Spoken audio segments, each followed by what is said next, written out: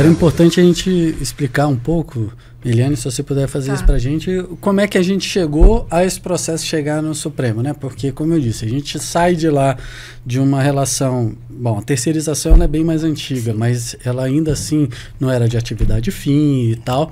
Até... você vem num processo já neoliberal de redução de direitos, né? Isso já desde antes da Constituição, mas principalmente após a Constituinte, que a gente tem aí líderes aí do governo que passaram a defender banco de horas. Aí você vai avançando ali, o Fernando Henrique, enfim, no próprio governo Lula 1 e 2, mas com o golpe da Dilma de 2016? Acho que é. A reforma é um golpe que ele vem acompanhado de a terceirização completa e geral, que, ao meu ver, ela ainda era para ter sido declarada inconstitucional e etc., mas o Supremo, já nesse caminho de exploração, já declara ela constitucional. Você tem o próprio teto de gastos, que também foi um ataque, e, por fim, a reforma trabalhista. Mas, principalmente, com a terceirização, é que começa a ter um novo debate na Justiça. E aí, inclusive, criou uma rixa entre Justiça do Trabalho e Supremo, né? Exatamente. Eu me recordo que no período da pré-reforma trabalhista, que diziam vai ter uma reforma, não vai ter uma reforma, e nós ouvíamos dizer vai ter uma reforma ainda que não tenha a Lei 13.467, porque o Supremo Tribunal ele já vinha fazendo essa reforma, eu não vou dizer de forma tácita, mas bem explícita, e talvez não fosse necessário, inclusive, uma lei para produzir essa reforma. Então, toda essa desconstrução de direitos vem há muito tempo e antes da reforma trabalhista. Inclusive, por exemplo, com a súmula 331 do TST, com a ajuda do Judiciário também, porque o TST criou uma súmula que regulamentava a terceirização. E com o aprofundamento do neoliberalismo no país, das forças neoliberais, como bem você disse, com o golpe que depois a presidenta Dilma, aprofundou-se ainda mais o neoliberalismo, que busca o quê? A origem do neoliberalismo é o quê? Eu vou acabar com o sindicato, eu vou acabar com a mobilização dos trabalhadores, eu vou acabar com o trabalhador. E essa atuação cadenciada, ela veio e culminou agora nesse processo, que eu digo para você que é um processo ousadíssimo no Supremo, que sem precedentes, porque ele desconstitui a relação clássica de trabalho, que é a relação de emprego. Ele começa minando isso tudo. Eu queria só que você explicasse um pouco para a gente, assim,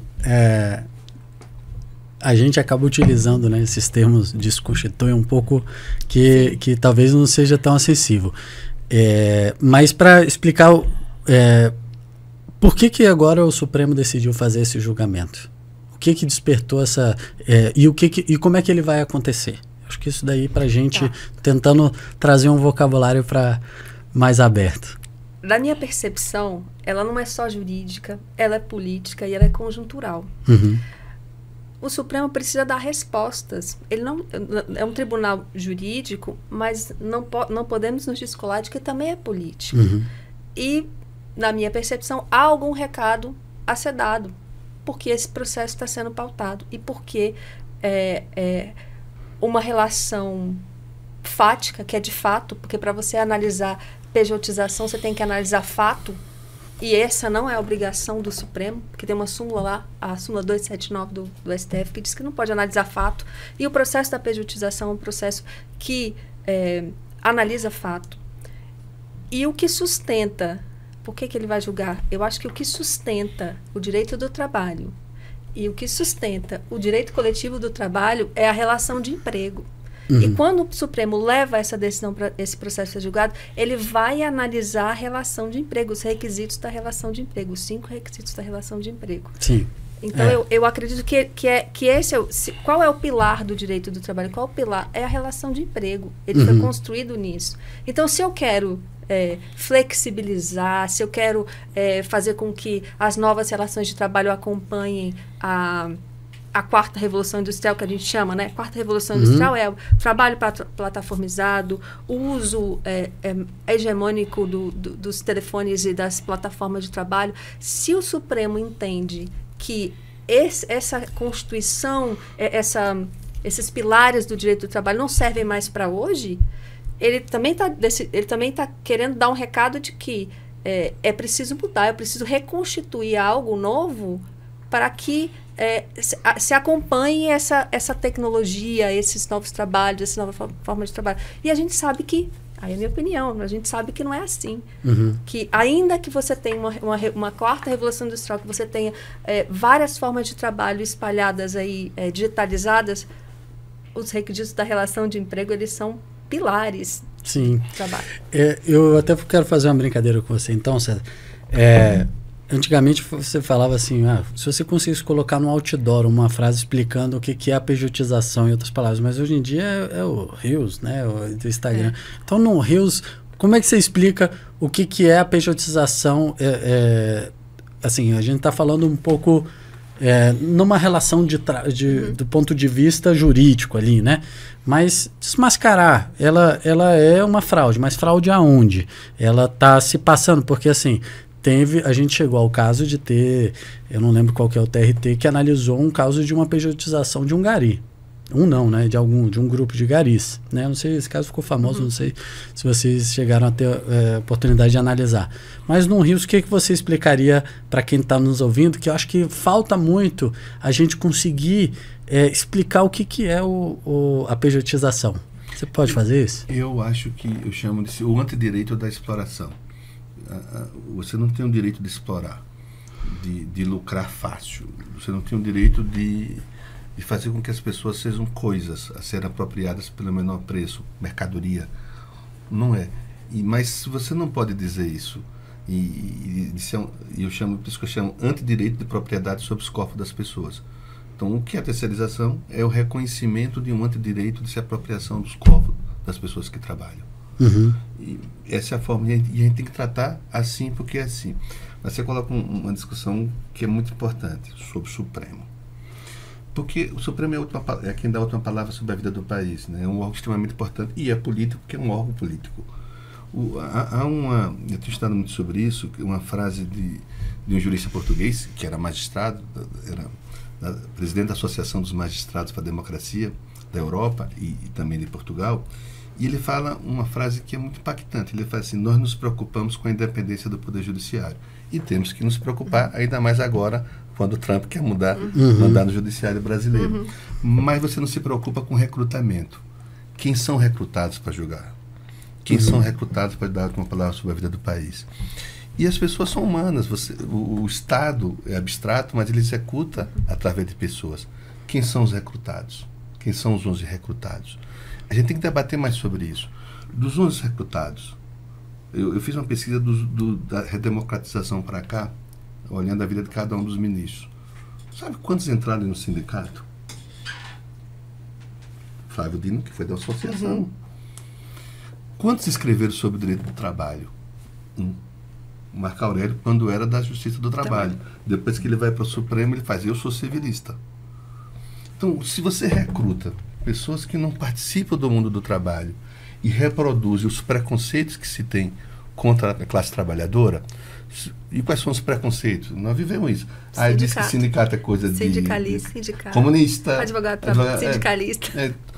Há uma questão extremamente ideológica sobre o que nós somos. Mas o que o Gilmar Paluso tem a ver com isso também? Porque me parece que para quem não sabe, o Gilmar Paluso é um evento que ele falou que pode chamar assim, então vamos continuar chamando. É um evento em que os ministros se reúnem em Portugal ou em qualquer outro lugar com quem? Pois é. Com quem que eles se reúnem? Com os empresários e políticos. Eles são empresários e políticos. Mas a classe trabalhadora não está lá representada, né? Então essas ideias... Isso reflete um pensamento. Exato, e um pensamento neoliberal. Isso. A meu ver, pelo menos, é um pensamento de desconstituição de direitos, desconstituição do que... nós tivemos aqui um episódio, por exemplo, que a gente contou como foi as lutas históricas de conquista dos trabalhadores, em que nós demoramos greves e greves, sindicalistas foram mortos.